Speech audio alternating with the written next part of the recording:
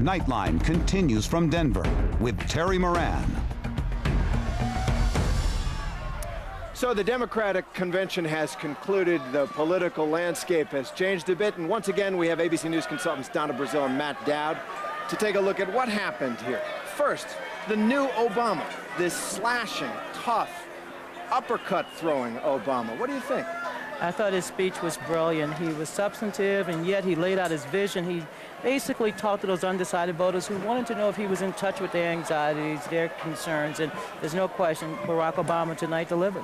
What do you think? I thought it was something he had to do. I mean, I think we're in such a shortened election cycle that he can't just slowly ramp it up to the speech he wants to give. He had to give this speech now because he knows he has to run on what he said for the next 60 days. I think it was totally fine. He did it in a way that was very receptive, but I think he needed to do this. All right, and Donna, you just touched on this question of, can he connect with those, quote, lunch bucket Democrats? What did he do tonight to reassure them that he's one of us? Well, he put the last 8 years in context. He said, look, your jobs are disappearing. You're worried about health care. He talked about the woman in Ohio who's one illness away. So he talked about their stories, and he made their stories part of his own mantra for change. You think he connected with the voters he's got to connect with in Michigan, Ohio, those places? I thought he did very well on that. He did some very good things on the cultural issues that are very important. He waded right into that and did well. I thought one of the most important lines was he basically said, it's not about me, because there's this whole thing that's become, you know, Saint Barack, Obama mania, and he said, it's not about me, it's about you. And that's really what those working class folks wanted. They don't want somebody out there, it's all about them. They want it about him, and I thought that was a good point he made. Kind of trying to take away the celebrity issue from the Republicans, although I'm sure they're going to run against that. Let me ask you, Matt, to reach into your past a little bit. What will the Republicans do with this speech? They're going to try to pick it apart and then basically say this wasn't true, this wasn't true. Barack Obama said he was this and he really wasn't that, and Barack Obama's still not ready to lead. They're going to go right into that, sort of ignore for now the historical nature of this, even though they sort of gave a pause for it in the evening tonight. But they're going to go straight to attack, and as Barack said, they're going to bring it down small. If it stays big, Barack Obama wins this election. If it gets real small, then John McCain has a shot. Do you think that Obama in this speech reached the kind of rhetorical heights that people almost expect of him after 2004? Well, you know, I don't think people came here just to listen to the speech. They came to listen to the words behind what we call the music. And what they heard was that Obama is really talking about them. He's talking about their concerns, their fears.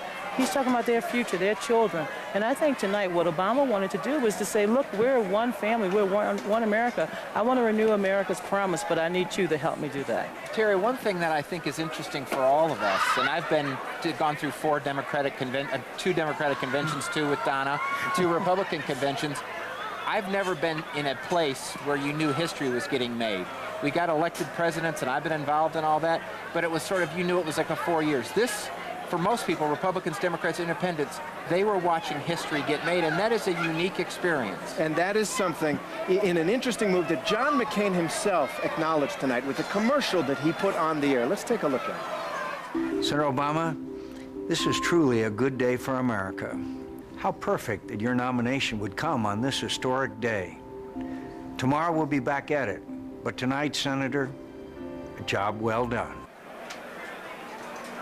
Classic. I thought that was a wonderful statement. You know, once upon a time, civil rights in this country was a bipartisan issue. Republicans helped to break the filibuster for the passage of the 64 Civil Rights Act and the 65 Voting Rights Act. And I thought by sending that message today, this historical day, that John McCain reclaimed that civil rights mantle of leadership of the Republican Party. How much is race going to be a factor in this election? I think if the Republicans and John McCain campaign do anything that looks like anything that's race-related, they will come back to haunt them. They will get a backlash on them. I think the country, the fact that Barack Obama was nominated, already says we've moved past a lot of places in this. But I think what Barack Obama's going to have to do is going to have to move those folks that still have some misgivings about it, that still live in some of these industrial states that still haven't been, and he's going to have to bring them along. But I think he's the perfect kind of candidate to do that. Tonight he gave his story, and that is uniquely an American story. It was a moment for the history books, no question about it. Donna Brazil, Matt Dowd, thanks for being with us all week. See you next week. Great to be here. Okay. And we'll be right back. ABC News Nightline, brought to you by IBM.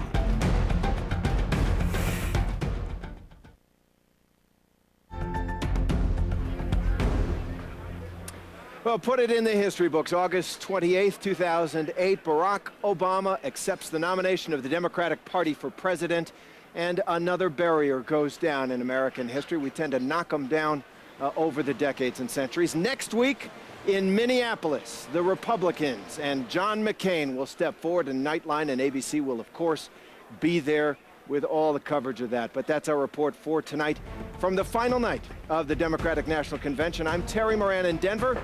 For Cynthia McFadden, Martin Bashir, and all of us at ABC News, good night, America.